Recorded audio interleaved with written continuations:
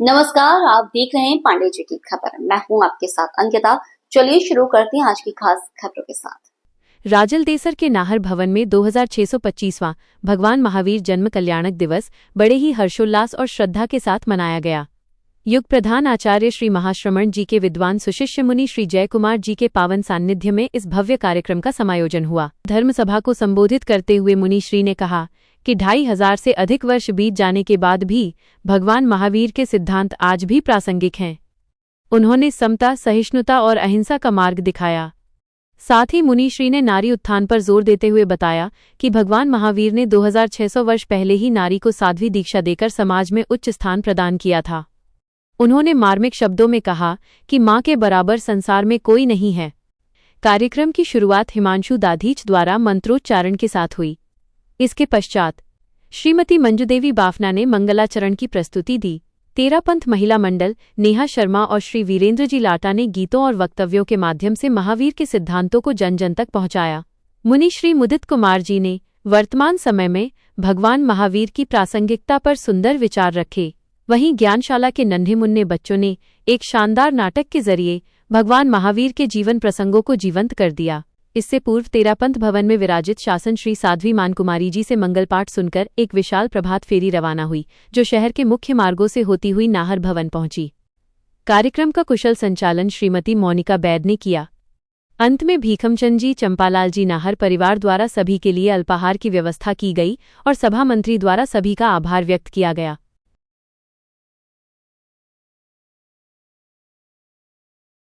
यहाँ उपस्थित सभी श्रोताओं को भी मेरा प्रणाम एवं आप सभी को महावीर जयंती की हार्दिक शुभकामनाएं।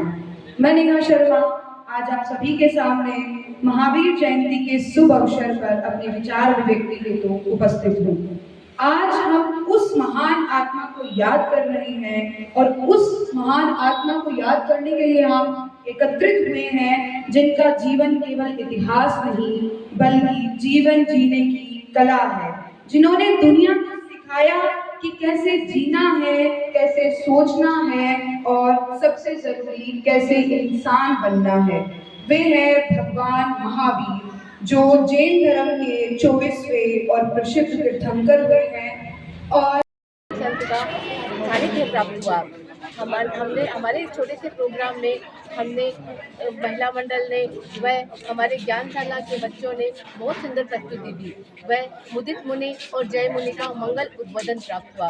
भगवान महावीर जो कि अहिंसा के पुजारी थे और जय मुनि के द्वारा किस तरह हमें अहिंसा के मार्ग पे चलना है, सत्य के मार्ग पे चलना है, यह हमें बताया गया और हमारे जीवन में लालच व क्रोध को शांत करने की प्रेरणा दी गई। साध्वी श्री स्नेह प्रभा जी ने बहुत ही सुंदर नाटक करवाया तथा बच्चों को प्रोत्साहित किया और हमने भी बच्चों को समय समय पर बुला करके और उनके शिक्षिका हूँ।